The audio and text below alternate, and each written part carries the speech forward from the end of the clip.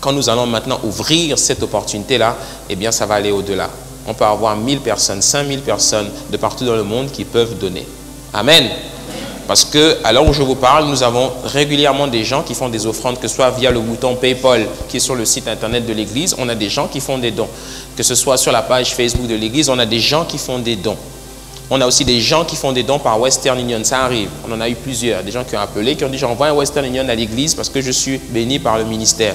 Maintenant, on va les informer que maintenant l'église, la maison du bâtisseur, la mission de la maison du bâtisseur passe en mode mission. Nous allons investir les médias, nous allons organiser des campagnes d'évangélisation. Nous sommes toujours sur le projet de construction, c'est vrai, mais sachez qu'aujourd'hui, notre cœur est pour le salut des âmes. Et le pasteur Luc, avec tout le bureau de l'église et tous les frères et les sœurs, toute la famille que nous sommes, nous allons partir maintenant et nous allons envoyer des missionnaires. Alléluia! Voilà pourquoi dans les prochains mois, nous allons mettre l'accent énormément sur la formation. Je suis moi-même en train de me préparer. La formation des pasteurs, la formation des évangélistes, la formation des diacres, des anciens. On va former parce qu'au bout d'un moment, quand on va commencer à relâcher, il faudra que tout le monde se mette à la pâte. Il y en a qui vont se consacrer à la communication. On va faire venir ici des spécialistes de la communication qui vont former dans la vidéo et qui vont former dans les réseaux sociaux. On va faire venir des gens pour nous montrer comment aller évangéliser sur le terrain, etc. Nous-mêmes, on va apprendre et on va aussi transmettre. Mais en tout cas, on va se mettre au boulot. Alléluia. Voilà. Parce que tu es là assis depuis, tu ne sais même pas que tu as un cœur d'évangéliste et que tu peux faire des prodiges avec Dieu. Mais comme tu es là en train de jouer les Gabonais, hein? Amen. Et avec moi, on est en mission.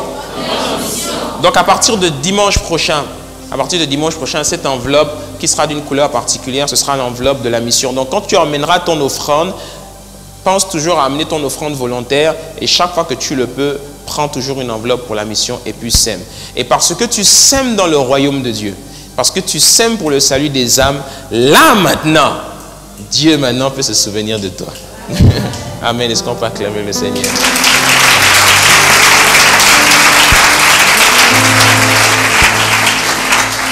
C'est pour cela que tu vas prendre ta Bible avec moi dans le livre de Matthieu. Parce qu'il faut que tu comprennes que Dieu n'investit pas dans la vie d'une personne s'il n'est pas convaincu qu'il y aura un retour sur investissement. Il faut qu'il y ait un retour sur investissement. Et parce que tu vas investir dans la mission et dans l'œuvre de Dieu, alors Dieu aura maintenant de bonnes raisons de travailler pour toi. Rappelle-toi que dans le livre des Actes, prends avec moi le livre de Matthieu chapitre 6. Dans le livre des Actes, chapitre 18 au verset 10, il est écrit que le Seigneur a dit à Paul, je suis avec toi et personne ne mettra la main sur toi pour te faire du mal. Parle, car j'ai un peuple nombreux dans cette ville. Parce que Dieu a un peuple nombreux ici, nous devons nous lever et aller chercher ce peuple-là. Et aujourd'hui, je vais te donner une parole pour te rappeler qui est le Seigneur que nous servons et qu'est-ce qu'il attend de nous. Mais c'est plus une parole pour te rassurer et t'encourager. Livre de Matthieu au chapitre 6, nous allons lire à partir du verset 7. Si tu y es, dis avec moi Amen.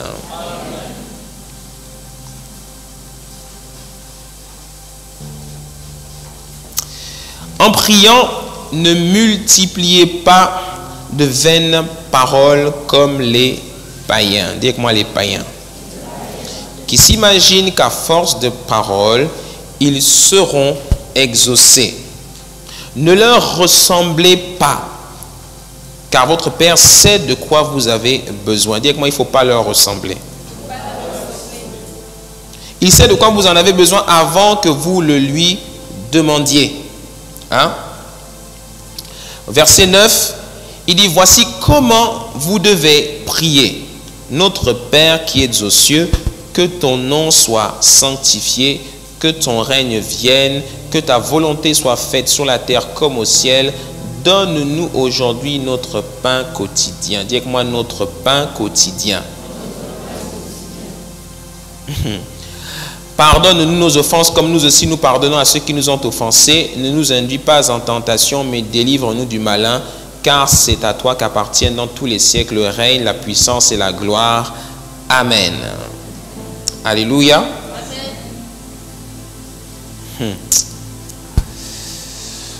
Aujourd'hui, je vais te parler Je vais te parler de quelque chose de très important. Nous sommes toujours sur notre série Christ, le Seigneur. Dis avec moi, Christ, le Seigneur des Seigneurs.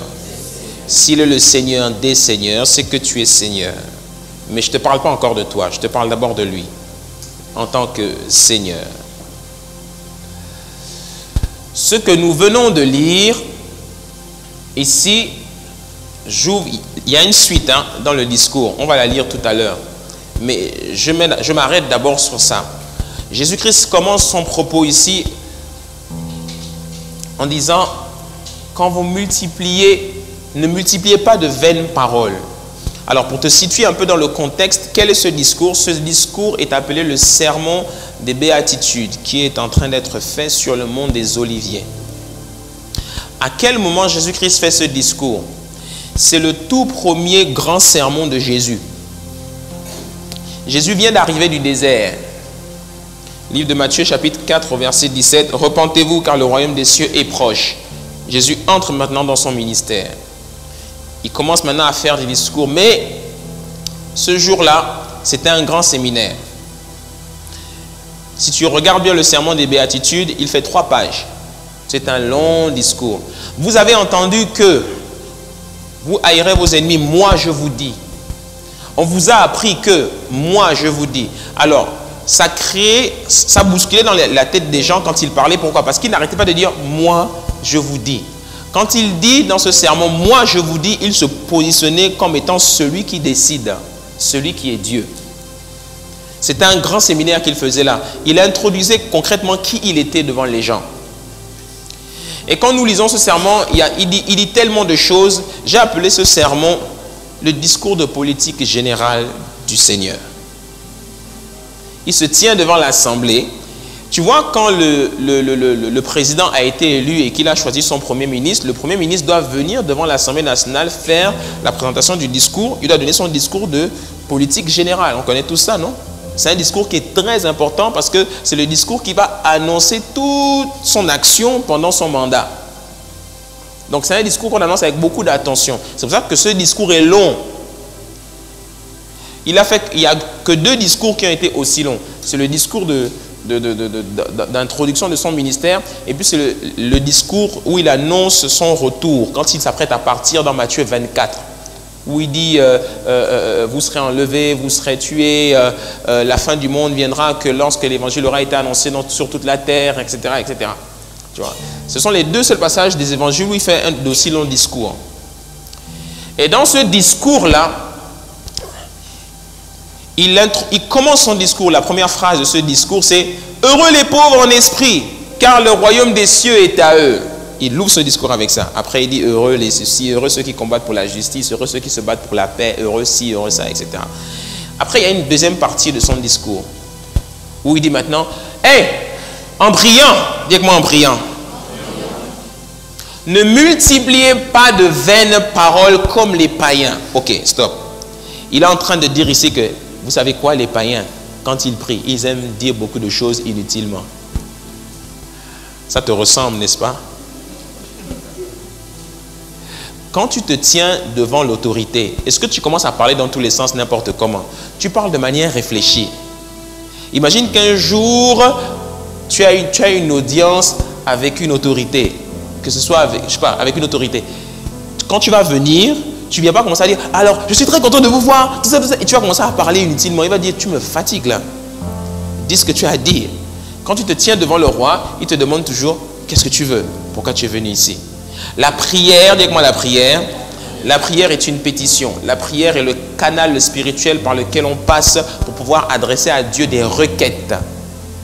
C'est pour ça que prier pour ne rien dire, ça n'existe pas. C'est la folie. Tu te lèves pas, si tu n'as rien à dire, tu ne dis rien. Tu vas dans la présence de Dieu et tu mets de la musique. Et tu apprécies sa présence. Mais quand tu ouvres la bouche, dis des choses réfléchies et sensées. Ce n'est pas les gens qu'on entend briller. Papa, je t'aime, oh papa, papa, Seigneur, je te bénis aujourd'hui. Ah, Seigneur, merci pour la journée, Seigneur. Ok, d'accord, continue. Seigneur, merci pour mes chaussures, merci pour mon pantalon, merci pour ma nourriture, merci pour mon frigo, merci pour le toit où je dors, merci pour mon lit. Oh. Dieu dit vraiment, tu me fatigues. dit des paroles sensées. Et il dit que les païens disent de vaines paroles inutilement. Et il dit, ne leur ressemblez pas. Pourquoi ne leur ressemblez pas? Parce que votre Père, il sait ce de quoi vous avez besoin. Donc, si Dieu sait de quoi tu as besoin, pourquoi tu le lui demandes? On ne demande pas quelque chose à Dieu qu'il sait déjà. On lui demande quelque chose qu'il a discerné dans notre cœur qui nous préoccupe. Mais on ne lui demande pas des choses inutiles. Hein? Il continue. Il sait même ça, il le sait même avant que tu le lui demandes. Voici comment tu dois prier. Regarde maintenant ce qu'il fait. Il dit, notre Père qui est aux cieux. Je vais t'en parler tout de suite. Pourquoi il ouvre la prière ainsi? Que ton nom soit sanctifié parce qu'il est saint. Que ton règne vienne parce qu'il est en haut. Il faut qu'il vienne en bas. Et que ta volonté soit faite par la tienne. Donne-nous aujourd'hui notre pain quotidien. Ah ah. Qu'est-ce que le pain quotidien? C'est de ça dont je vais te parler aujourd'hui. Hein? Aujourd'hui, je vais te parler de la clé de l'économie du royaume selon le Seigneur. Dis avec moi, la clé de l'économie. Deux choses. La première, c'est que il y a plusieurs systèmes dans le monde. Il y a le système politique, il y a le système du commerce, il y a le système, un autre système qu'on appelle la famille, il y a un autre système qu'on appelle la spiritualité, les médias.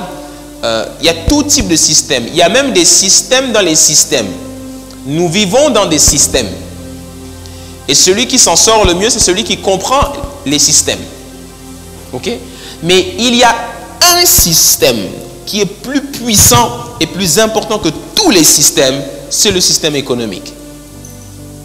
Voilà pourquoi quand les politiciens viennent nous voir, leur discours aux trois quarts tourne autour de l'économie. Les promesses que les politiciens nous font sont toujours des promesses économiques. Je vous promets le travail. Si vous me choisissez moi, vous aurez tous du travail.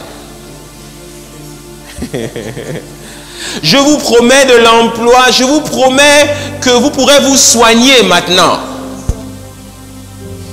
Je vous promets ceci et cela. Je vous promets que vos enfants seront scolarisés dans de bonnes conditions. Je vous promets. Dis avec moi, ils nous promettent.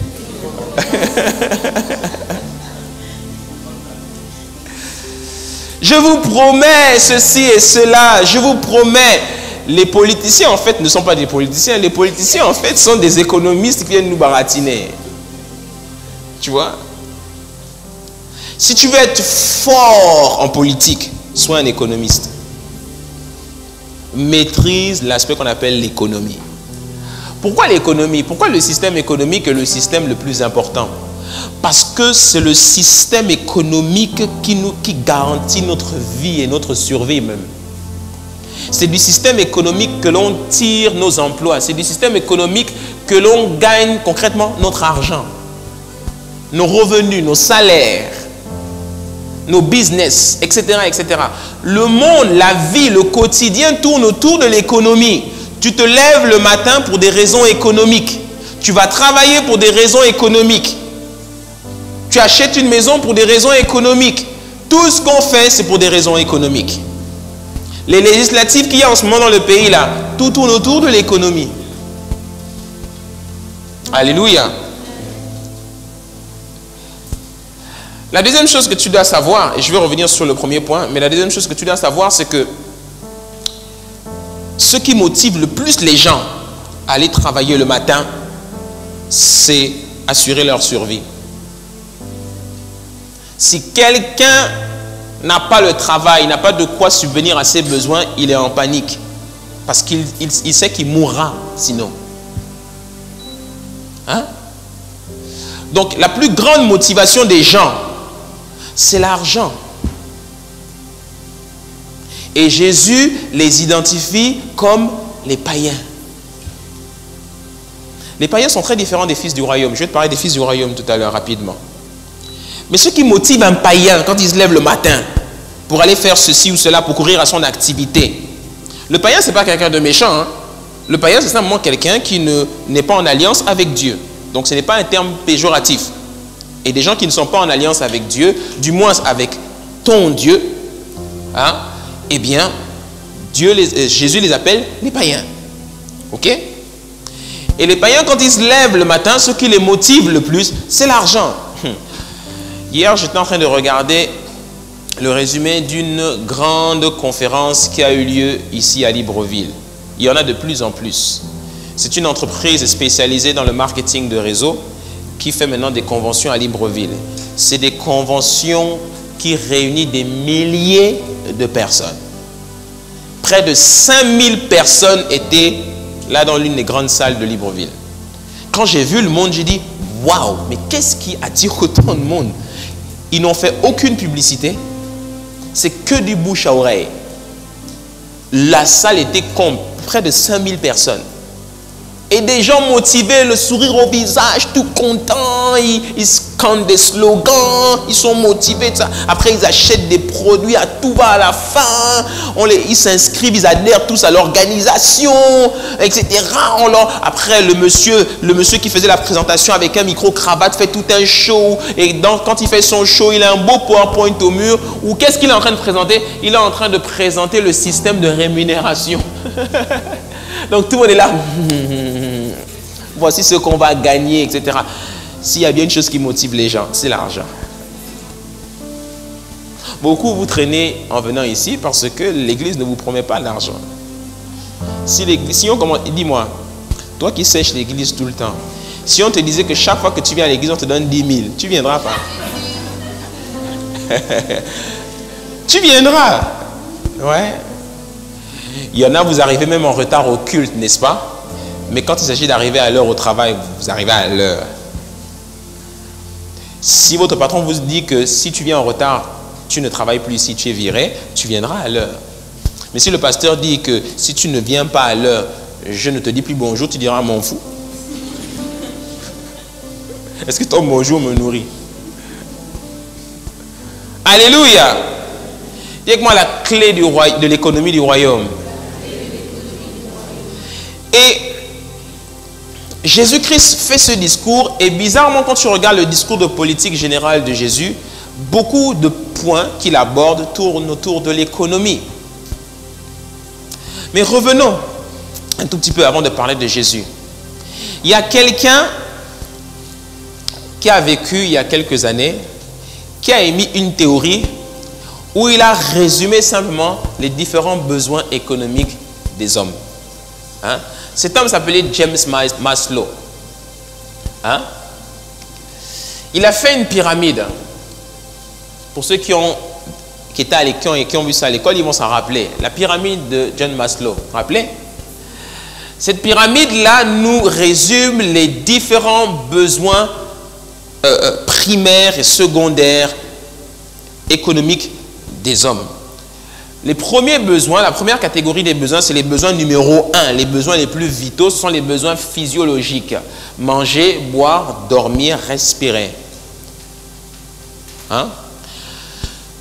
L'homme, la première chose qu'il cherche d'abord, c'est de boire et de manger. C'est la première raison pour laquelle il se lève le matin, pour boire et manger. Si tu fais 3 jours, 4 jours, 5 jours sans manger alors qu'on n'a jamais décrété un jeûne, tu vas commencer à t'inquiéter. Tu vois? Pourquoi? Parce que ton corps a besoin de se nourrir.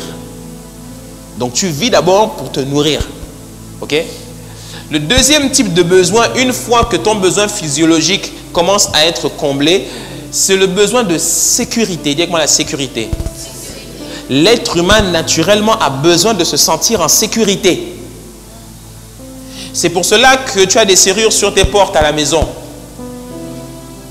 Si tu ne te sentais pas en sécurité, tu ne mettrais pas des serrures et tu dormirais les portes ouvertes. Tu ne soupçonnes personne, mais pourtant tu fermes les portes à clé. Tu ne soupçonnes personne, mais pourtant tu fermes ta voiture à clé. Hein? On nous dit aimez-vous les uns les autres, mais pourquoi alors nous avons des serrures chez nous? Ouais. Par contre, je suis parti dans un pays récemment, c'était le Canada, où j'ai découvert que beaucoup de Canadiens, quand ils partent au boulot le matin, ils laissent les maisons ouvertes. J'ai dit, comment ça se fait? C'était des Canadiens qui me disaient ça. Ici, chez nous, on ne ferme pas les portes. Donc tu peux partir toute la journée, ta maison est ouverte. Il dit oui, parce que chez nous, on ne vole pas. J'ai dit, comment ça? Il dit, chez nous, ce n'est pas notre culture. Les gens ne rentrent pas dans les maisons des autres pour voler. Parce que chez eux, l'histoire du vol, là, c'est puni sévèrement. Donc si tu oses, et qu'on t'attrape, tu parles longtemps. Ici, les gens volent à tout parce qu'ils n'ont pas peur. Ici, les voleurs, on les arrête, on les relâche même 1 heure après. Parce que dès qu'il dit son nom, il monte son passeport, on dit, ah, c'est le fils de tel, laissez-le partir. Ou bien parce qu'il connaît quelqu'un et puis non. Mais si tu vas dans des pays comme l'Inde, par exemple, où on coupe les mains aux voleurs, depuis que l'un des rois de l'Inde avait décrété qu'on coupe les mains, les vols ont baissé radicalement. Chez nous, là, on les laisse sortir, on ne leur coupe pas les mains. Vous savez, je suis homme de Dieu. Mais vous savez, parfois, ces techniques-là, elles sont bien radicales. Hein? Ouais, bien radicales. Parce que moi, j'ai vécu des vols et il n'y a rien de pire qu'un vol. Il n'y a rien de plus énervant que quelqu'un qui est rentré dans ton intimité et il a pris ce qui est à toi. Il est rentré dans ta chambre. Une fois, mes voisins, j'étais encore très jeune, je vivais avec mes parents. Ils avaient été cambriolés. Tu sais ce que les voleurs avaient fait? Punaise, les voleurs, ils n'ont pas été gentils. Les voleurs, ce qu'ils ont fait, ils sont rentrés dans la maison pendant que les gars dormaient. Mais avant de dépouiller d'abord la maison, ils sont allés à la cuisine. Ils ont mangé. Ils ont fini la nourriture. D'accord? Ils ont fini la nourriture. Tu vois? Donc les gars se réveillent le matin, ils trouvent qu'on a tout dévalisé et ils vont à la cuisine, ils trouvent que les gars se sont servis. Ah mais ça te pénètre, c'est méchant. Tu vas dire, il n'y a rien de mal, j'aurais préféré qu'ils... Non mais rentrer dans ton frigo et manger ce... Non, c'est atroce. D'autres je connais, c'était pire. Eux carrément, on leur avait mis un chang là, je ne sais pas lequel. Ils se sont réveillés sur la route, tous ils dormaient. Par terre. On avait volé tout leur lit et tout, et puis on les avait mis sur... Moi j'ai vécu ça au quartier, j'ai vu ça. Vous pensez que les choses là n'existent pas? Ça existe. Alléluia. Hein? Les besoins de sécurité sont très importants, tels que sécuriser son corps, sécuriser ses vivres, avoir un emploi. Hein, sécuriser sa santé, avoir un toit, la propriété. Beaucoup, par exemple, ici, vous avez 15 ans, vous avez 20 ans, ça ne vous dit rien. Mais quand vous allez commencer à avoir 50, 55 ans, 60 ans, vous allez commencer à vous dire, il faut que j'ai une maison. Hein, parce que je ne veux pas être à 70 ans et louer. C'est pour ça que le besoin d'être, accéder à la propriété est la plus grande demande aujourd'hui dans notre pays. Les gens veulent se loger. Et quand quelqu'un vient et vous dit, je vous promets de vous loger, et il ne vous loge pas, c'est une promesse qui fait mal. Alléluia. Dis avec moi l'économie.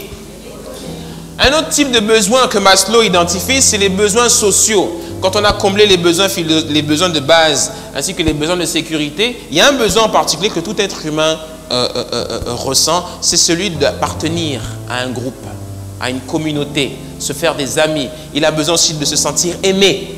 L'être humain, naturellement, a besoin de se sentir aimé. Hein? Il a besoin aussi d'intimité, il a besoin d'être avec quelqu'un. C'est rare les gens qui veulent rester seuls. Ceux qui veulent rester seuls, en général, soit ils ont l'onction de Paul, soit ils ont l'onction du brisement. Ils ont été brisés par quelqu'un, quelqu'un leur a brisé le cœur. Tu connais cette question? Tu m'as brisé le cœur. Mon cœur est en 1000 morceaux. Je vous déconseille de vous mettre avec quelqu'un qui a le cœur en 1000 morceaux. Sinon, vous allez ramasser ça à la petite cuillère. Ça va être compliqué. C'est pour ça que quand tu sors d'une relation qui a été difficile, on conseille toujours de prendre le temps d'être restauré. Mais beaucoup là, oh non, moi je ne suis pas resté seul. Et puis tu rentres dans une autre relation et puis tu te crées toi-même des problèmes. Hein? Alléluia. Et on a besoin de se sentir, c'est pour ça que les réseaux sociaux cartonnent. Facebook cartonne, pourquoi? Parce que le matin, dès que tu te réveilles, tu as besoin de te sentir avec quelqu'un. Oh, j'ai un nouvel ami aujourd'hui sur mon compte. Oh, quelqu'un a liké mon post. Je suis content. WhatsApp. Il y en a toute la journée WhatsApp parce qu'ils ont besoin de se sentir avec les gens. Même dans le sommeil, quand il dort, il fait des WhatsApp. Tu connais pas les gens, ils dorment pendant qu'ils dorment. Les gens ont besoin de se sentir appartenir à une communauté. C'est pour ça qu'il y a des fonctions, créer un groupe où les gens parlent. Oh, il est parti. Parce qu'il ne se sent plus aimé dans ce groupe. Et il va se chercher un autre groupe. Hein? C'est un besoin. Alléluia. Il y en a par exemple, ils ne viennent pas à l'église ici parce qu'ils aiment Jésus. Il y en a beaucoup, vous venez à l'église parce que vous n'avez pas envie d'être seul à la maison le dimanche matin. Et c'est cool d'être à l'église. Mais bien sûr. Oh, mais vous êtes... Oh, tu penses que tout le monde aime Jésus ici, là? La Bible parle des 3 avec Jésus, des disciples, les 12, les 120, et puis il y a ce qu'on appelle la foule. Il y en a, vous êtes de la foule. La foule, tout le monde n'aime pas Jésus. Il y en a, ils viennent juste, bon, c'est cool d'être ici, quoi. Si je ne suis pas ici, je suis tout seul à la maison. Si on était encore en France, je pourrais me contenter de bons programmes. Mais même chez nous, la télé, c'est nul. Donc, bon, au moins ici, il y a l'ambiance, il y a la musique, le pasteur me fait rire. Si on est à l'offrande, bon, je fais semblant de donner, mais je ne donne pas. Ça laque. Au moins, j'ai quelqu'un qui m'a fait un sourire aujourd'hui. Tu sais, il y en a, ils font toute la semaine. Oh, il y en a toute la semaine, du lundi au dimanche matin, personne ne leur a souri. Donc, le dimanche matin, quand ils arrivent et que tu leur fais un sourire, oh, c'est son carburant pour la semaine. Donc, il y en a, ils ont besoin de se sentir appartenir à une communauté. Alléluia! Si tu es avec moi, fais comme ça. Un autre besoin que Maslow, très important, identifie, c'est celui de l'estime de soi, ou encore avoir confiance en soi, mais aussi gagner le respect des autres. Au bout d'un moment dans la vie, on ressent le besoin d'être respecté. C'est parce qu'on ressent le besoin d'être respecté que souvent on achète des choses qui vont nous donner une image de respect. Je t'assure que même si tu es quelqu'un d'important et que tu vas t'acheter une Toyota Carina et que tu vas à certains rassemblements, on va te regarder comme regardez-moi celui-là. Oui. Mais quand tu vas commencer à avoir des matériels qui seront pour toi des signes extérieurs de richesse, il y en a qui vont te respecter juste parce que tu roules dans un certain type de voiture. Oh. Je vous assure, je peux ne pas prier pendant 3 semaines, ni jeûner, ni lire la Bible. Je viens ici, je gare la dernière Merco 4x4 là. Toute dernière là, je gare ça. Vous allez croire que le pasteur là, il est rempli. Il a l'onction. Il y en a, vous êtes comme ça dans votre tête.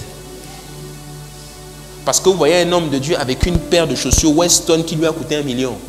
Pour vous, il a l'onction. Les signes extérieurs de richesse. Ouais. Il y a quelqu'un à qui tu ne disais jamais bonjour. Mais depuis cette semaine que tu as vu son nom dans le conseil des ministres, le communiqué, et qu'il a été nommé, ce bizarrement, tu commences maintenant à lui envoyer des WhatsApp. Oh, grand frère, vraiment, j'espère que tu vas bien, etc. Il y en a, vous êtes comme ça. Les signes extérieurs de richesse. Dis avec moi les signes extérieurs de richesse. Ouais. Donc tout ça sont les signes qui permettent d'être respectés, etc. L'estime personnelle.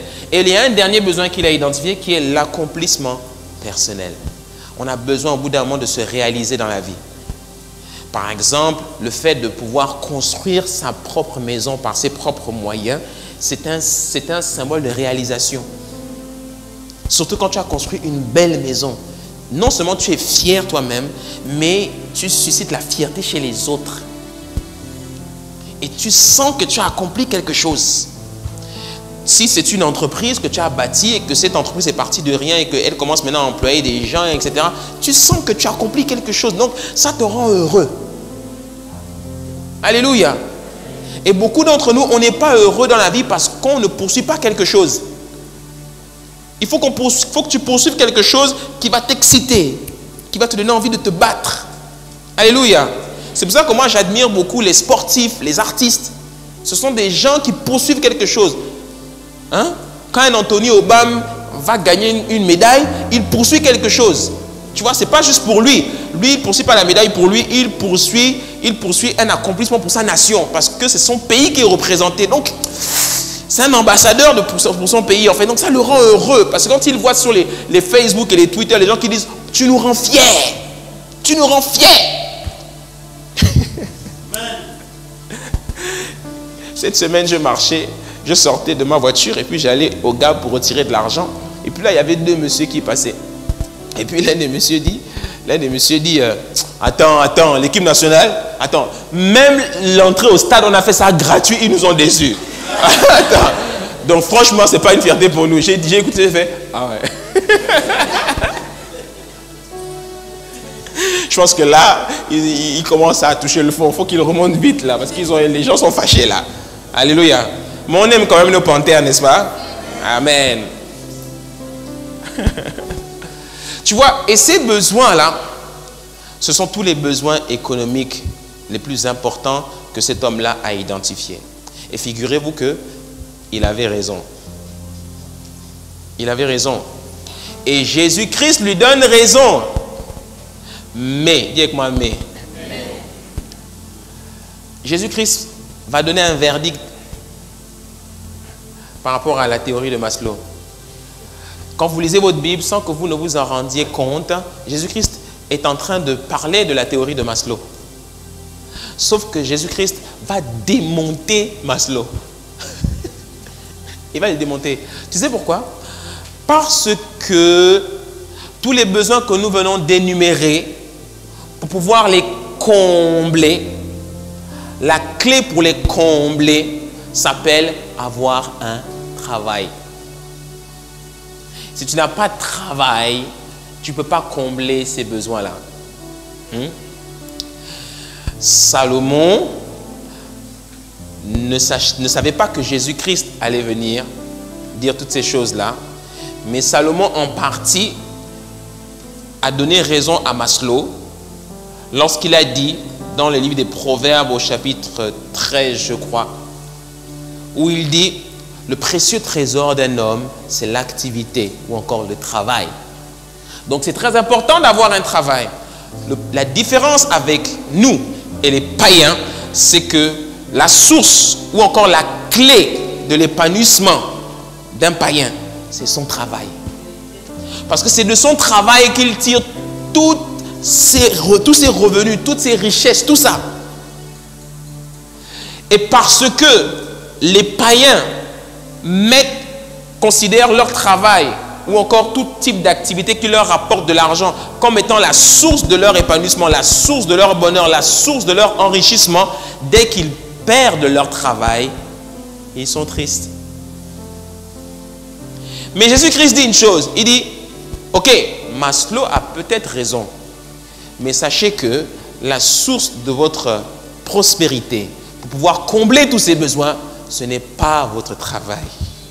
Parce que dans le royaume, la source de notre prospérité, ce n'est pas le travail. Alléluia. Amen.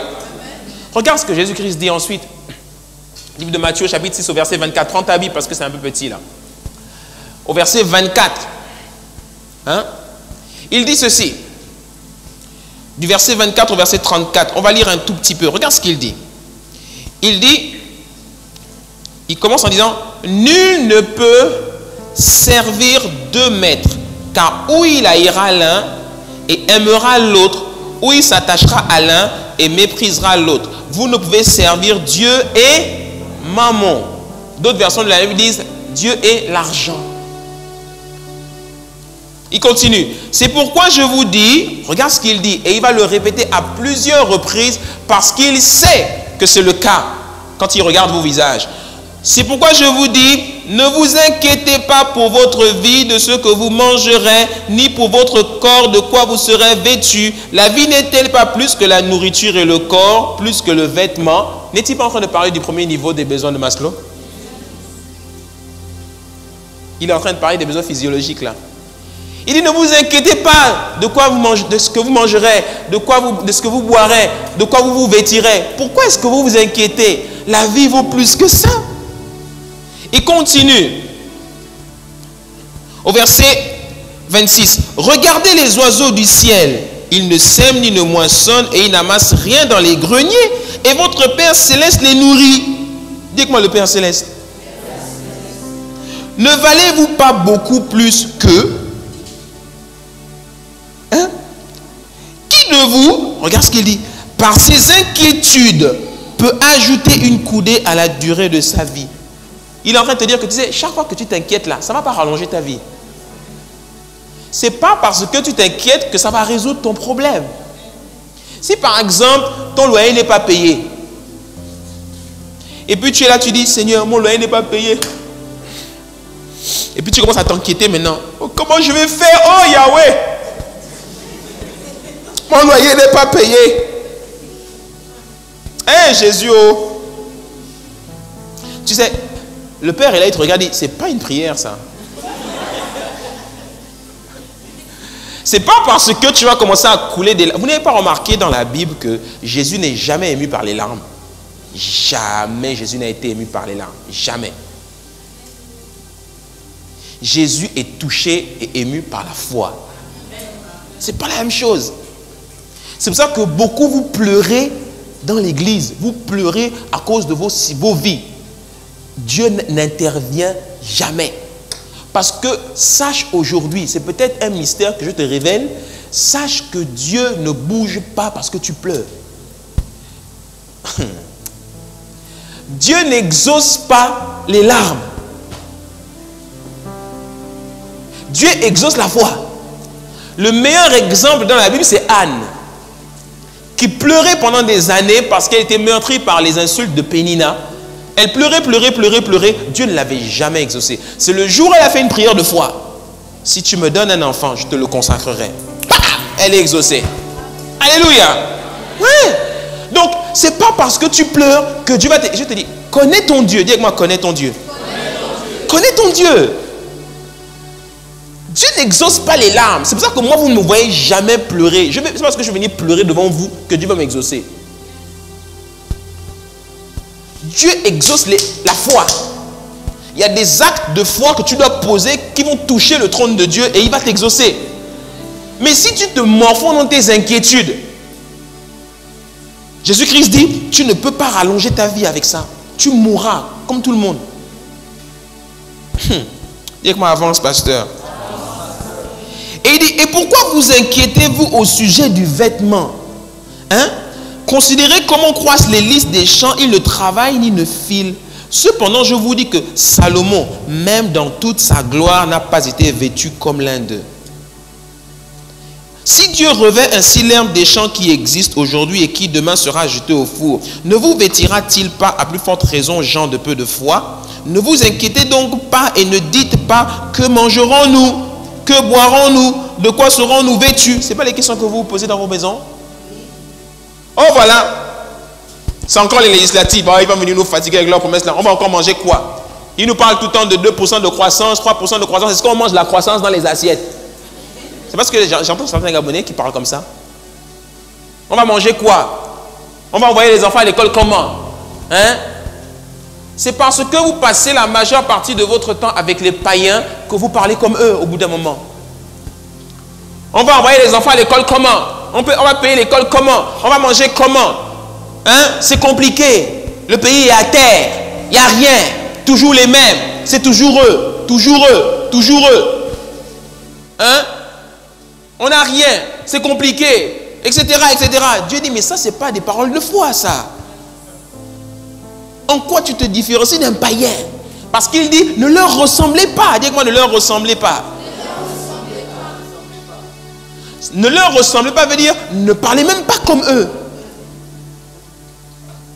Le problème avec l'église, c'est que Jésus-Christ a dit, quand je reviendrai, trouverai-je encore la foi sur la terre? Le problème, c'est que quand Jésus-Christ arrive chez nous, il ne trouve pas la foi.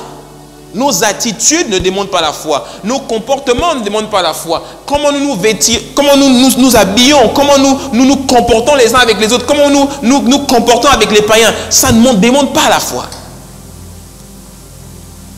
et Dieu ne nous exauce pas. Voilà pourquoi il a introduit son discours en disant, en priant, ne multipliez pas de vaines paroles comme font les païens. Alléluia.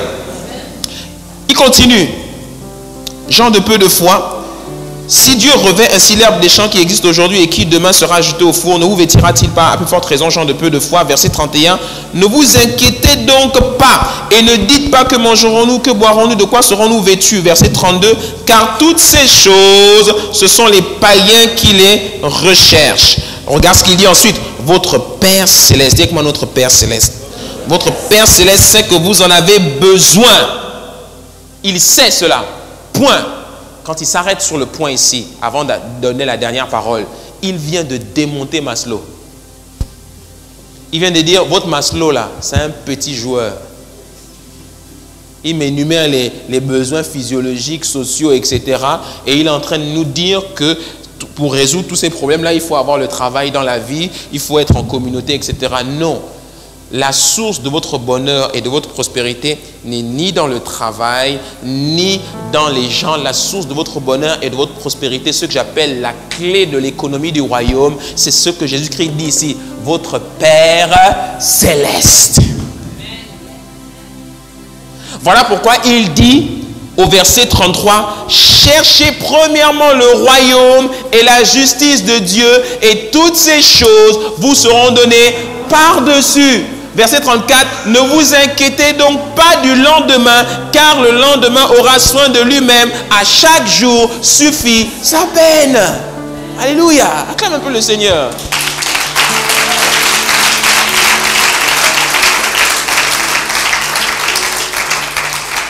Dans le royaume de Dieu, la clé de l'économie, la clé qui permet d'avoir une économie prospère, la clé de la richesse, la clé du bonheur, la clé de la grâce, la clé qui te garantit un emploi, qui te garantit d'avoir de l'argent, qui te garantit de combler tous tes besoins, c'est le Père Céleste. C'est pour cela que Jésus-Christ parlait tout le temps de son Père. Dans le royaume de Dieu, la clé, c'est-à-dire celui qui déverse dans nos vies, c'est le Père. C'est pour ça qu'il faut connaître le Père. Dites-moi le Père. Chaque fois que tu lis le mot Père, en français ici, c'est le mot grec Abba. A-B-B-A. Abba veut dire quoi? Source. La source de toute chose, c'est Abba, c'est le Père. Tu as besoin d'argent, c'est ton Père qui te le donne. Tu as besoin d'un logement, mets ta foi dans le Père. Tu as besoin de soigner, mets ta foi dans le Père. Tu as besoin d'envoyer tes enfants à l'école, mets ta foi dans le Père. Parce qu'il est la source. Oui. Alléluia. C'est pour ça qu'il dit, votre Père Céleste, il sait que vous avez besoin de ces choses. Ton Père, celui qui t'a créé, qui t'a donné la vie, tu penses qu'il ne sait pas que tu as besoin de manger? Tu penses tu ne sais pas que tu as besoin de te vêtir, de boire? Il le sait. Pourquoi tu lui demandes ces choses? Rends-lui grâce. Rends grâce. Un jour, ils sont dans le désert. Et puis il dit, Seigneur, renvoie les foules. On n'a rien à manger. Donnez-leur vous-même à manger. Mais nous n'avons rien. Qu'avez-vous? Juste 3 pains et 5 poissons, je ne sais plus. Il dit, ok, c'est bon. Et qu'est-ce qu'on dit? On dit, il prie et il rendit grâce au Père. Il dit, Père, je te rends grâce. Si tu as un peu à manger à la maison, c'est compliqué en ce moment, il n'y a pas beaucoup à manger. S'il y a juste une conserve qui reste, et tu sais que c'est tout ce qui va rester toute la semaine, ça va être compliqué. Tu prends la conserve, tu dis, Père, je te rends grâce. Et quand tu fais ça, demain, tu vas voir le miracle. Oui, ça c'est le Père.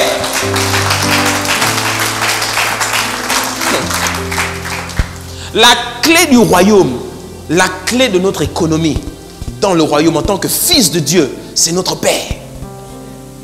Vous parlez beaucoup du Saint-Esprit, vous parlez beaucoup de Jésus, mais vous parlez très peu du Père. Le Père, c'est la source. C'est pour ça que le Père, beaucoup de gens ont du mal à croire que Jésus est Dieu le Fils, parce que Jésus s'est toujours soumis au Père. Donc on dit que non, c'est juste un envoyé ou un messager et il ne peut pas être Dieu. Parce que Dieu, le Père, c'est Dieu en fait. Non, non. Jésus est Dieu le Fils. Ok? Mais dans l'ordre de la Trinité, celui qui est la source, c'est le Père. C'est de lui que tout découle. Alléluia. Regarde ce qui est écrit dans le livre de Luc, au chapitre 11, au verset 9. Regarde, il dit une parole très intéressante ici. Il dit, et moi je vous dis, demandez et l'on vous donnera, cherchez et vous trouverez, frappez et l'on vous ouvrira. En effet, tous ceux qui demandent reçoivent, celui qui cherche trouve et l'on ouvrira à celui qui frappe. Regarde l'image qu'il te prend. Vous-même, vous êtes père et mère, non? Vous-même, dans vos vies. Il dit, quel père parmi vous donnera une pierre à son fils s'il lui demande du pain? Ou bien s'il demande un poisson, lui donnera-t-il un serpent au lieu d'un poisson? Ou bien s'il demande un œuf, lui donnera-t-il un scorpion? Si donc mauvais, vous êtes mauvais vous-même, parce que le cœur de l'homme est tortueux par-dessus tout. Vous êtes mauvais.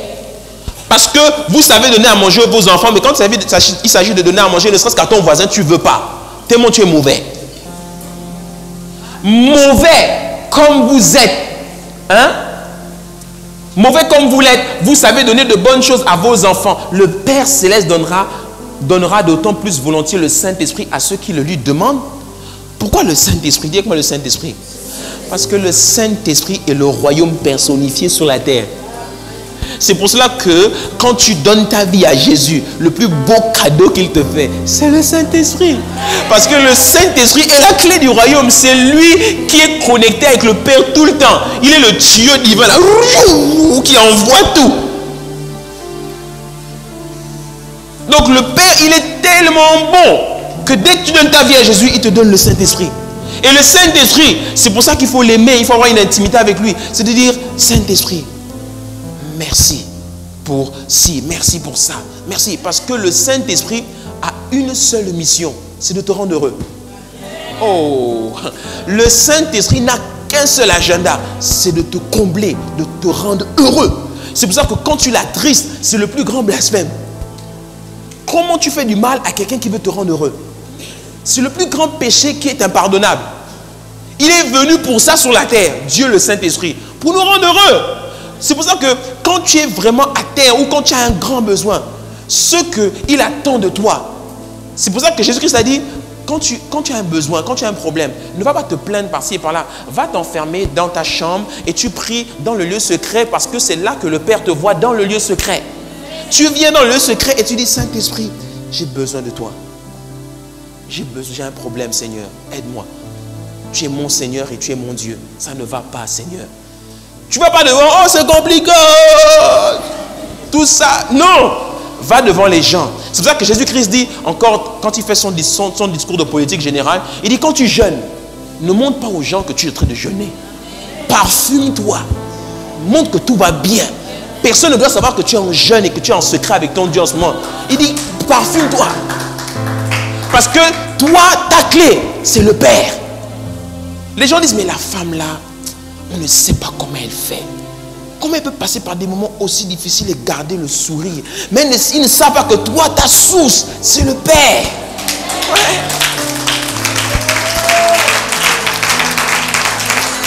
Alléluia. On dit qu'à Port-Gentil, vous tous qui êtes à Port-Gentil là, qui nous regardez, on dit qu'à Port-Gentil, oh les licenciements, tout va, les gens ont perdu le boulot, etc. Les gens ont fait les marches, ils ne sont pas contents, etc. Et alors, dis-moi, et alors? Et alors? Quand tu es un enfant de Dieu, tu dis, et alors? Mon Père prend soin de moi. Si vous vous inquiétez, moi je ne m'inquiète pas. Le Père va s'occuper de moi. Ouais. Même lorsque tu as un semblant d'inquiétude qui veut monter là, parce que tu regardes tes enfants à la maison, tu dis, hey, je vais faire comment, etc. Non, t'inquiète pas. Dis-moi, t'inquiète pas. T'inquiète pas. Parce que le jour où tu as confessé, Romains chapitre 10 au verset 9, Jésus comme ton Seigneur, et que tu as cru dans ton cœur qu'il est ressuscité des morts, mon Dieu, s'il y a bien une chose que le Seigneur s'engage vis-à-vis de son peuple, c'est de prendre soin de lui, de le protéger et de garantir sa sécurité. Ça, c'est le Seigneur. C'est ce qui caractérise le plus un Seigneur. Alléluia. Ouais. Ne vous donnera-t-il pas à plus forte raison le Saint-Esprit, qui est la source de toutes choses? Je te montre encore, je t'ai pris quelques versets. Au verset 12, plutôt au verset 6 du chapitre 12, il dit, ne vend-on pas 5 moineaux pour 2 petites pièces? Cependant, aucun d'eux n'est oublié devant Dieu. Même vos cheveux sont tous comptés. Dieu te connaît. N'ayez donc pas peur. Vous valez plus que beaucoup de moineaux. Il continue au verset 15. Puis il leur dit, gardez-vous avec soin de toute soif de posséder, car la vie d'un homme ne dépend pas de ses biens, même s'il est dans l'abondance. Il continue au verset 23. La vie est plus que la nourriture et le corps plus que le vêtement. Et au verset 32, n'aie pas peur, petit troupeau, car votre Père a trouvé bon de vous donner le royaume. Pourquoi est-ce que vous vous inquiétez, bien-aimés? C'est le message d'aujourd'hui. Ne vous inquiétez pas. La fin de l'année approche. Pourquoi vous avez peur? Il y en a ici, vous avez peur. Arrêtez d'avoir peur. Vous priez Jésus, non? Le tout-puissant Jésus. Vous avez peur de quoi? N'ayez pas peur. Moi, quand j'ai commencé cette œuvre-là, j'ai tout abandonné, gars. J'ai tout abandonné. J'ai quitté mon Paris où j'étais tranquille. Je suis venu me perdre chez vous, les Gabonais, là. Je suis venu, j'étais là. Je croyais en une seule chose, à la parole qu'il m'avait donnée. Je connaissais personne ici, je connais aucun pasteur. Je ne sais même pas comment ça fonctionne le milieu pastoral ici. C'est pour ça que quand on me dit, mais fais si, il y a tel homme de Dieu, vas-y le voir. J'ai dit, je ne le connais pas. Moi, je ne connais pas ces histoires-là. Maintenant, j'apprends. Alléluia. Tu es là seul et ta source, c'est le Père. Tu dis, Seigneur, c'est toi qui vas pourvoir. Si je n'ai pas d'argent, je n'ai pas de travail, comment est-ce que je vais faire pour payer mon loyer, etc. C'est pas grave, Seigneur, tu vas prendre soin de moi. Oh, tu vas prendre soin de moi. C'est pour cela que apprenez à marcher la tête haute quand vous êtes dans la rue. Soyez fiers de qui vous êtes en Jésus-Christ. Si vous n'avez rien dans les poches, c'est pas grave. Voyez-vous dans l'abondance. Marchez par la foi et de manière prophétique. Posez des actes prophétiques. Marchez comme ça. Oui. Je t'assure, même si tu es à terre aujourd'hui, que tu es broke comme pas possible, je t'assure, le Dieu là, il peut te propulser.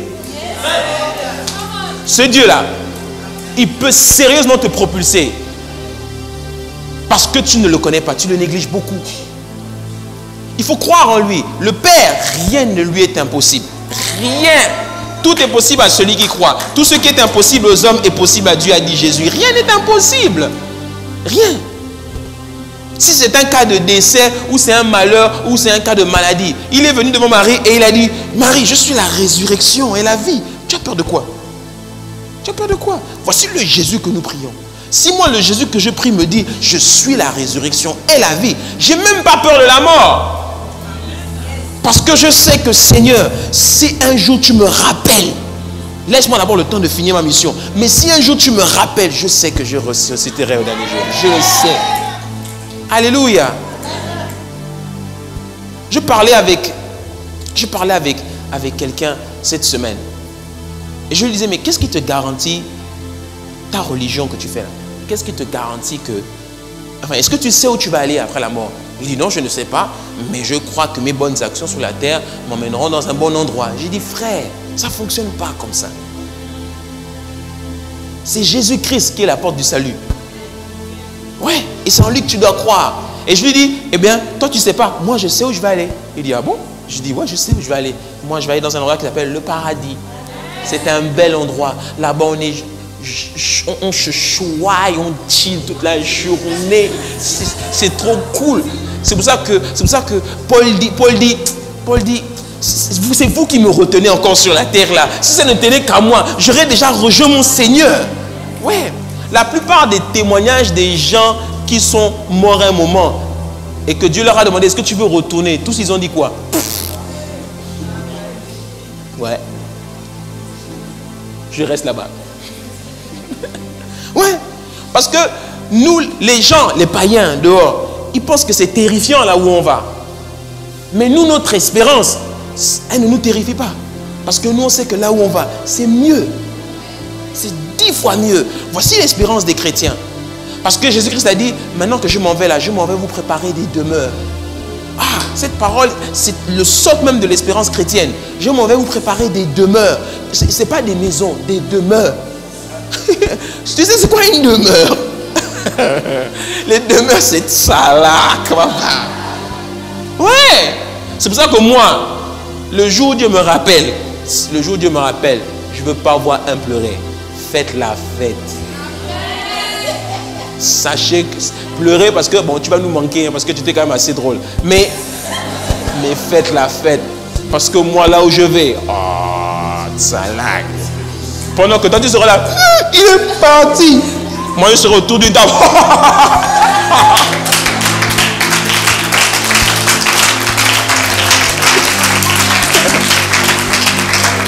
Alléluia. Ouais. Il a trouvé bon de vous donner le royaume. Regarde encore ce verset. Non, c'est le même. Voilà, je vais terminer avec ça. La véritable raison pour laquelle tu dois travailler, tu te lèves le matin pour aller travailler. Et ça va être la conclusion de mon propos. Tous les matins, tu te lèves. Tu vas gagner de l'argent. Tu vas jeter ton filet. Hein? La source de ta joie, de ta paix, de ta prospérité, c'est ton Père. Pourquoi? Jésus-Christ nous donne un très très bon exemple. Dans le livre de Luc au chapitre 2 au verset 49, on est en train de le chercher. Il leur dit, pourquoi me cherchez-vous? Me cherchiez-vous? Ne saviez-vous pas qu'il faut que je m'occupe des affaires de mon Père? Mais ils ne comprenaient pas ce qu'il voulait leur dire. Les païens se lèvent le matin. La principale raison pour laquelle ils se lèvent, c'est le boulot. Avoir un chèque à la fin du mois, payer le loyer, me vêtir, manger, nourrir mes enfants, les envoyer à l'école, etc. Mais nous, les fils du royaume, ça ne doit pas être ça notre motivation. Parce qu'on sait que toutes ces choses, le Père en prend soin. Notre principale motivation, c'est de nous occuper des affaires de notre Père. Les affaires de notre Père, ça commence par des choses comme l'Église, la mission, l'œuvre. Se demander, Seigneur, comment ton royaume va faire pour avancer dans cette nation? Comment prendre le Gabon pour Christ? Voici les différentes religions qui sont là. Voici les gens qui sont désespérés. Les gens ne sont pas sauvés. L'économie du pays rencontre des difficultés. Comment est-ce que je peux faire, moi, de là où je suis, à mon niveau, comment est-ce que je peux contribuer? Peut-être que je ne peux pas prêcher comme le pasteur, mais il doit bien y avoir un moyen pour que je puisse contribuer, moi aussi. Si c'est de l'argent, donne de l'argent. Si c'est travailler, travaille. Si c'est investir dans l'œuvre, investis-toi dans l'œuvre. Quand on va organiser une action, si ce ne serait-ce que aller distribuer des flyers dans la rue, va distribuer des flyers. Si moi je peux contribuer dans les choses de la vidéo, etc., je contribue parce que je sais que quand je touche un peu à la vidéo, je sais qu'il y a des gens qui vont voir ça et il y a peut-être des vies qui vont être changées. Si c'est pour aller tenir un groupe de vie qu'on a ouvert, voilà, tout le monde est pris, personne n'est disponible, tu dis, mais moi je vais y aller. Moi je vais aller tenir le groupe de vie chaque semaine jusqu'à ce qu'on trouve un responsable et puis je vais jouer le jeu. Alléluia! Pourquoi ce serait toujours les mêmes qui travailleraient? Pourquoi ce ne serait pas vous là qui êtes au fond qui me regardez là? Pourquoi ce ne serait pas vous? Pourquoi la plupart d'entre vous, vous venez ici le dimanche et quand le culte est fini, vous vous levez, vous partez. Vous ne vous intéressez même pas à ce qui se passe dans cette église. Vous ne savez même pas les difficultés que l'on rencontre. Imagine qu'un dimanche matin, tu arrives ici, puis le portail est fermé. Oh, qu'est-ce qui se passe? L'église est fermée. Voilà, on n'a pas payé le loyer et puis ben, tout le monde est rentré chez lui à la maison. Oh, mais c'est dommage, hein, vraiment, l'église était bien. Oh. Non, ça c'est une mauvaise attitude, ça. Il ne faut pas avoir cette attitude. Mais je sais qu'il y en a qui vont parler comme ça. Oui. Oh, le pasteur a prêché bien. Oh, non. Oh, dommage. Oh. Si on te dit, si tu te connectes un jour, un mardi soir à la télévision, oh, mais l'émission du pasteur Luc ne passe plus. Non, c'est fini, ça passe plus. Pourquoi? Ben, ils n'ont plus l'argent pour payer. Ah, le pasteur, il prêchait bien. C'était cool son émission. Bon, tant pis. Regardons nos législatives. Oh. Non, non, non. Un fils du royaume ne réfléchit pas comme ça. Parce que c'est le royaume qui n'avance pas là. Non. Il faut dire, moi aussi je vais contribuer. Parfois il faut savoir venir un jour. Moi ça me ferait plaisir qu'un jour, quelqu'un vienne et il dise, pasteur, c'est combien ton histoire de média là? Le mois? Bon, c'est tant. Bon, ce mois-ci je paye. Hein?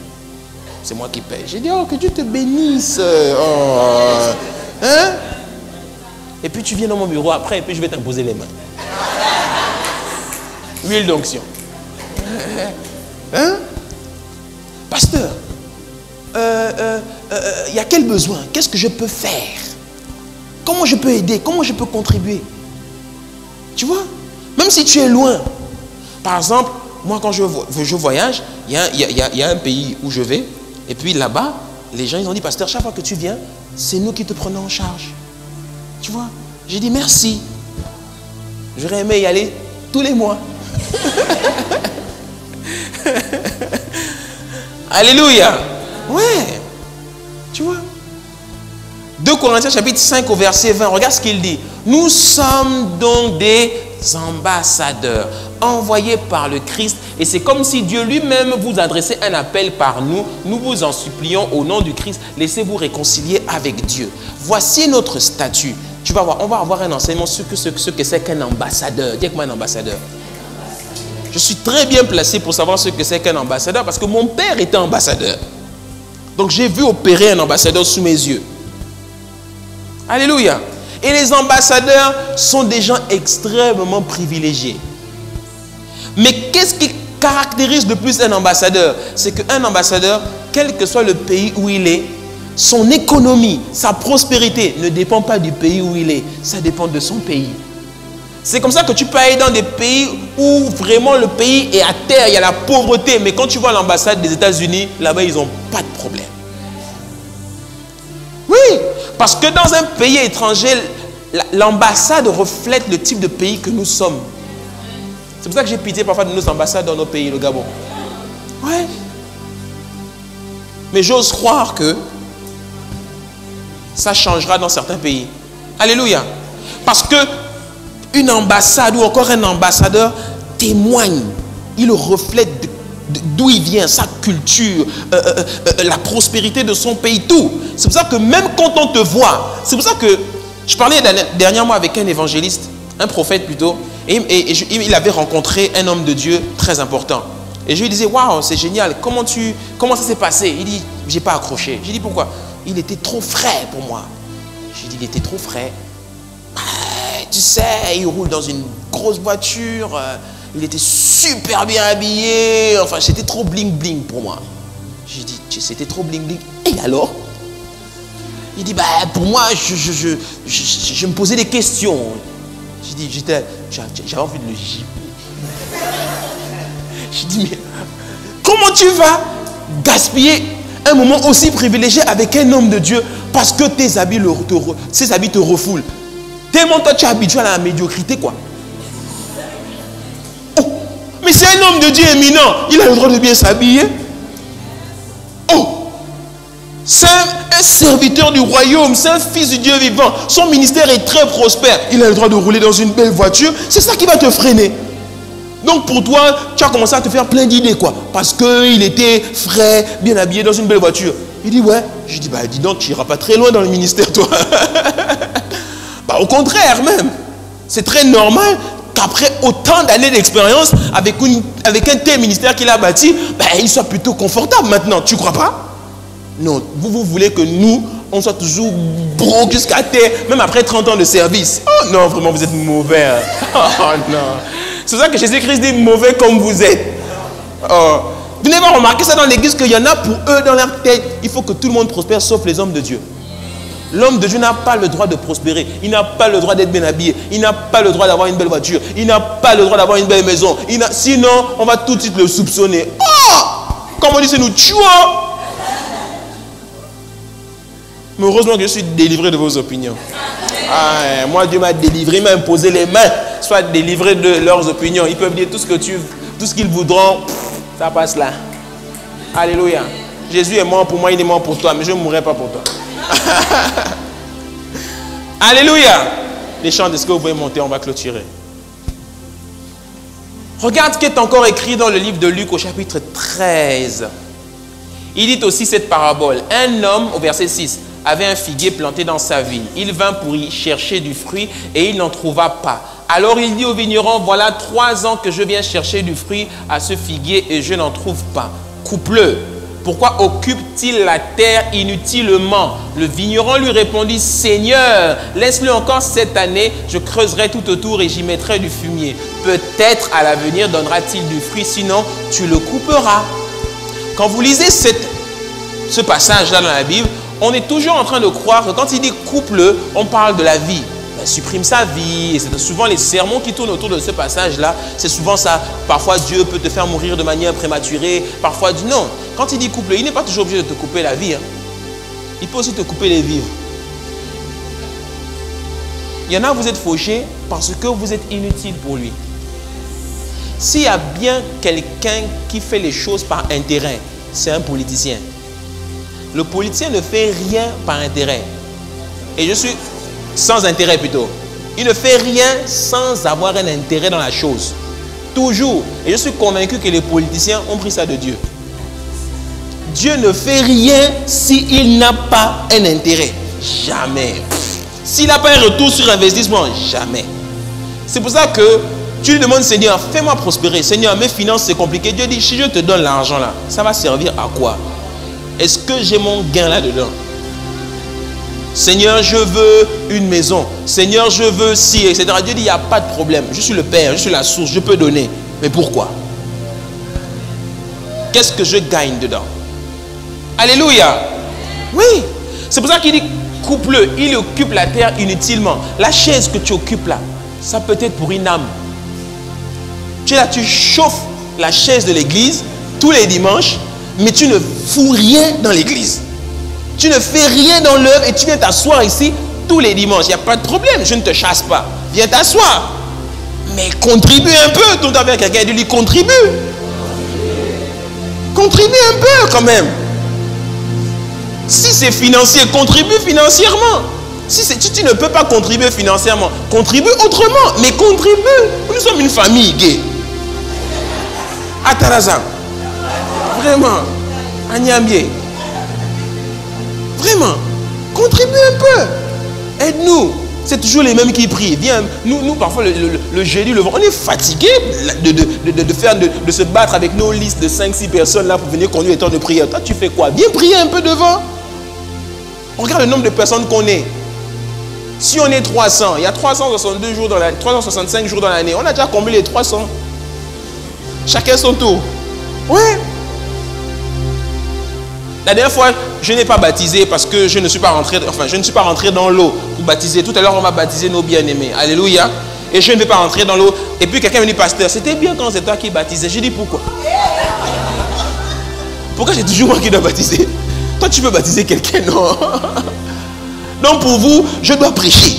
Je dois prier. Je dois imposer les mains. Prier pour les dîmes. Je dois vous baptiser. Je dois venir le jeudi. Je dois venir le vendredi. Je ne vis plus quoi. Vous avez cru que j'étais Superman. Superman est mort, mon ami. Hein? Donc toi aussi, tu vas contribuer. Alléluia. Quand on va partir là, moi je me préparais peut-être pour les mondes de parole, mais qui va aller évangéliser? Qui va aller distribuer les flyers? Qui va aller faire les chaînes de télévision? Qui va aller prospecter? Qui va aller faire du porte-à-porte pour parler de Jésus? C'est toi, mon ami. Le pasteur va pas se multiplier en 10. Alléluia. Ouais. C'est pour ça que Dieu parfois te coupe les vivres, te coupe les finances, il coupe tout. Hein? Et je termine avec cette parole que Paul nous donne dans le livre de Romains. Hein? Au chapitre 14. Paul est en train de parler de celui qui peut manger et de celui qui ne peut pas manger. Quelles que soient vos situations, quelles que soient vos conditions de vie, quels que soient les challenges par lesquels vous passez, Paul dit tout est pour la gloire de Dieu. Il dit, celui qui mange, au verset 6, c'est pour le Seigneur qu'il mange, car il rend grâce à Dieu. Celui qui ne mange pas, c'est pour le Seigneur qu'il ne mange pas et il rend grâce aussi à Dieu. En effet, aucun de vous ne vit pour lui-même et aucun ne meurt pour lui-même. Si nous vivons, c'est pour le Seigneur que nous vivons. Et si nous mourons, c'est pour le Seigneur que nous mourrons. Ainsi, soit que nous vivions, soit que nous mourions, nous sommes au Seigneur. Alléluia. Est-ce qu'on peut acclamer le Seigneur?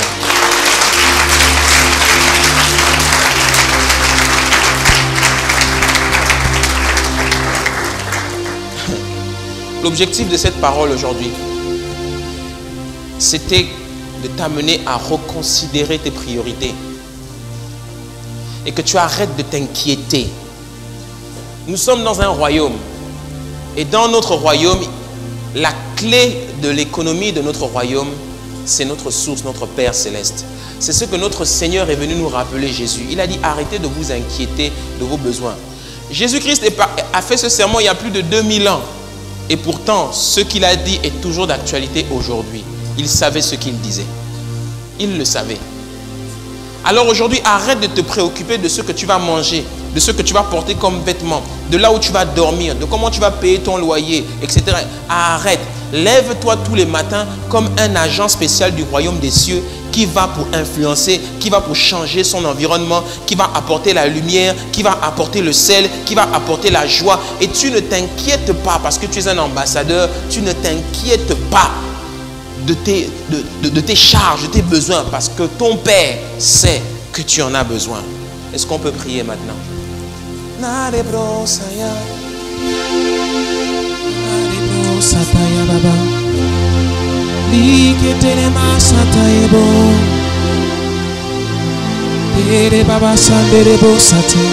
Je veux que quelqu'un élève la voix et commence simplement à dire merci Seigneur pour cette parole.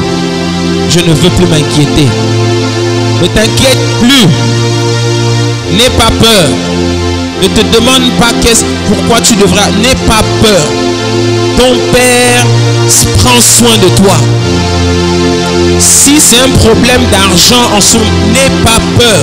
Ton Père prend soin de toi. Si c'est un problème de santé, ne t'inquiète pas. Ton Père prend soin de toi. Ta guérison est en chemin. Au nom de Jésus-Christ de Nazareth. Ne t'inquiète pas. Tu ne mourras pas. Tu vivras et tu raconteras les œuvres de l'Éternel. Si tu n'as pas d'emploi, depuis des mois tu cherches un emploi, ne t'inquiète pas. Ton Père sait de quoi tu as besoin. Il pourvoira à tous tes besoins. Kalama setelebo sata, de karababa nerebo sanderebo saya, li kene mama sata ya baba nerebo, le basa nerebo. Oh, carebros. Merci Père, Père céleste, notre source, la source de notre paix, la source de notre joie, la source de notre salut, la source de notre prospérité, la source de toutes choses, Père céleste. Carebros otaya baba hande.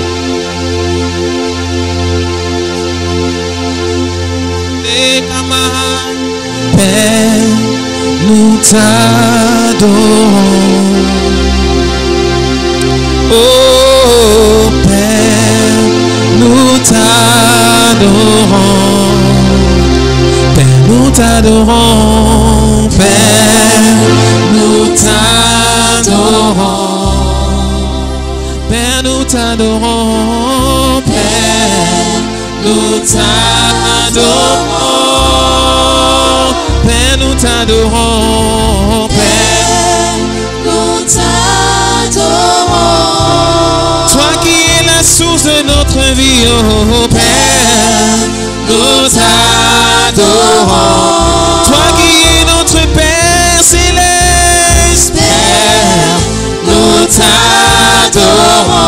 Toi qui prends soin de tous nos besoins, oh, oh, oh. Père, nous t'adorons. La source de notre prospérité, Père, nous t'adorons. Nous ne voulons pas nous inquiéter, plus d'inquiétude. Nous t'adorons. Merci pour nos besoins qui sont comblés. Nous t'adorons. Amène-nous toujours à nous souvenir que la priorité c'est le royaume. Nous t'adorons. Père, nous t'adorons. Père, nous t'adorons. Toi qui es la source et le soutien de nos vies. Père, nous t'adorons. La source de notre joie et de notre allégresse, c'est toi. Père, nous t'adorons. Abba Père, nous t'adorons.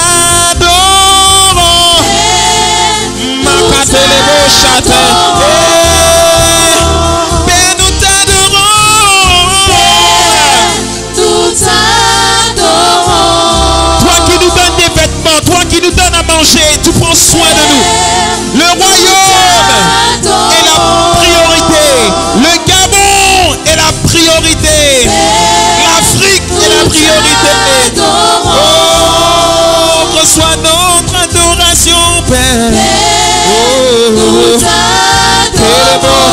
Mon âme t'exalte,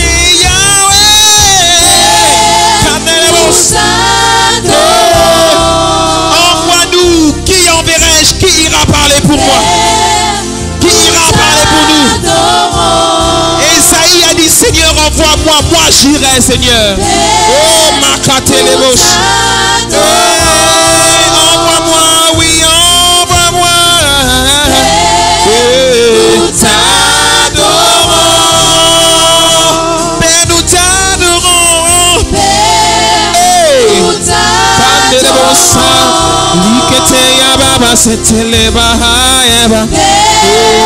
Nous t'adorons. Père, nous t'adorons. Père, nous t'adorons. Oh Jésus, nous t'adorons. Père, nous t'adorons. Avant que je rende le micro, je vais donner l'opportunité ici à quelqu'un qui n'a jamais confessé Jésus-Christ comme son Seigneur. Si tu ne connais pas le Seigneur Jésus, que tu ne l'as jamais rencontré et que tu n'as jamais eu l'opportunité de confesser le Jésus-Christ, celui que dont nous venons de parler, comme ton Seigneur et ton Sauveur, je vais te demander de poser cet acte de foi et de venir devant. Et nous allons faire cette prière ensemble. Il n'y a pas de plus belle décision que celle de rejoindre le royaume, de faire partie de la famille spirituelle que l'on appelle l'Église.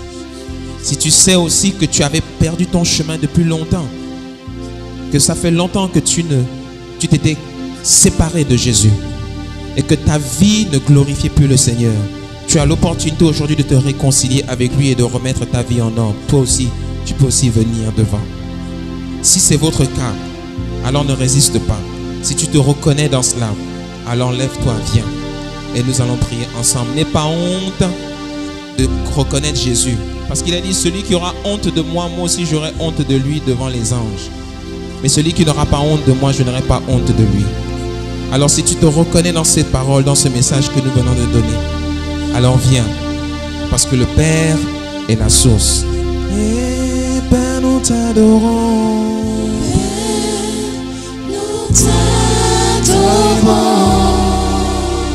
Père, nous t'adorons. Viens, si c'est ton cas, si tu te reconnais comme étant séparé, alors tu as l'opportunité de te réconcilier avec lui. Père, nous t'adorons. Nous t'adorons. Père, nous t'adorons. Nous t'adorons. Alléluia. Est-ce qu'on peut étendre nos mains vers nos bien-aimés qui se sont avancés? Même quand c'est une seule âme qui se donne à Christ, il y a de la joie dans le royaume des cieux. Alors je veux que l'on fasse cette prière avec lui. Tu répètes cette prière après moi et on va aussi l'accompagner. Père Céleste, au nom de Jésus, j'ai entendu ta parole et je me suis avancé. Je me repens de mes péchés. Je te demande pardon pour toutes mes fautes. Aujourd'hui, je te donne ma vie. J'accepte Jésus comme mon Seigneur et comme mon Sauveur. Je suis né de nouveau dans le royaume de Dieu. Aide-moi chaque jour à marcher selon ta parole. Au nom de Jésus, je suis sauvé. Amen. Amen. Amen. Félicitations. Tu vois le monsieur qui est là, à la fin du culte, il faut le voir. Amen. Alléluia. Est-ce qu'on peut acclamer bien fort le Seigneur?